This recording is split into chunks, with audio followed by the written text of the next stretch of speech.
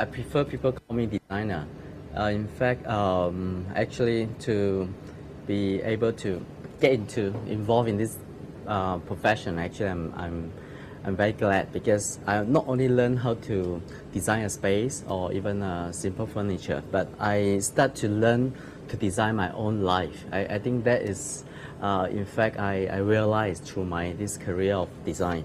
Be able to design not only as object or project, but to also to start to design my approach, my thoughts, and I think that in a way I learn even more, and I also start to feel that the power to create is also within not only the designer but also the whole society. So I think from that approach I start to be more cheerful in a way, because imagine you can change according to your thoughts. I mean, in terms of the way you live, the way you approach as an attitude towards different matters like appreciation of beauty, or even little bits pieces that you involve within your lifetime.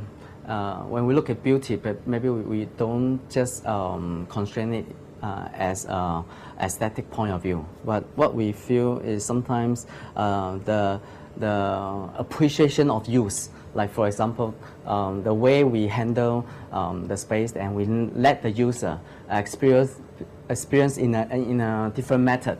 And people will find that is wonderful. But I thought sometimes we try to insert this kind of idea into some of our projects, maybe not the whole impact, but slowly we also want to add some sense of humor, because life is tough in a way. And so we thought it would be good that we can have more fun into our design, and also make the user can kind of enjoy it as well.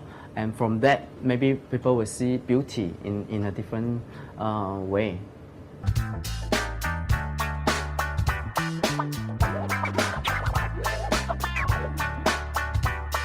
When I was a kid, I really like books a lot, from comics all the way to picture books, and to architecture, and on some more profound books. So actually, it's always my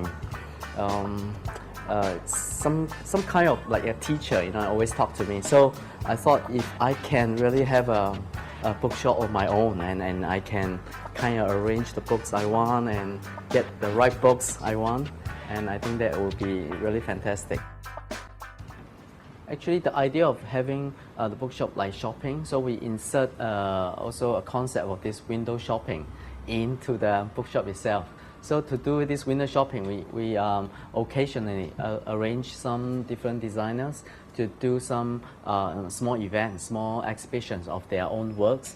And that makes up a kind of window display within the shop to attract the people, and also to kind of interact with what the people, other than just picking up the books. They also can kind of browse around some creative ideas from different designers. So actually, the whole bookshop we see it as an ongoing project, and it's one-to-one scale. So we want to make the operation more towards like design oriented, in the sense that we wanted to play with different programs.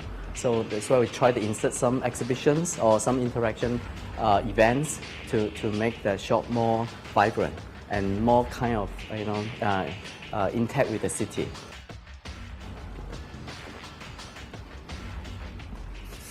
Recently, I'm reading this book currently. So it's a book called Useless. Why? Because it's a book about design, and it's talking about projects or even some ideas about design, not on useful but on useless. And I think it's a very interesting topic for us to rethink about how design and how we recycle, and how we look into ideas, and what is useful and what is not useful. I intend the bookshop have the spirit of the fail to win. That is our Chinese name, actually, called Shidake, and the idea is to encourage designer to try. You have to lose to gain something in a way.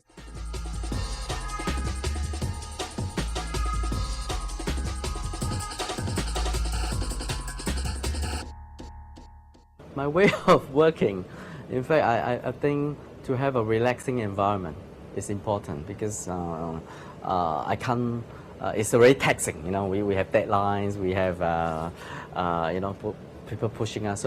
So we need to counter-react on, on the aspect. For the meeting area we have here, actually it's a custom-made table and the bench. And the intention is to make the meeting cut short. So we make a very uncomfortable bench. So, you know, we have this meeting carry on. We make sure the client won't sit more than half an hour. He feel uncomfortable. So we can, you know, wrap up things and really focus on our work. So we really like this table. It really helped us a lot.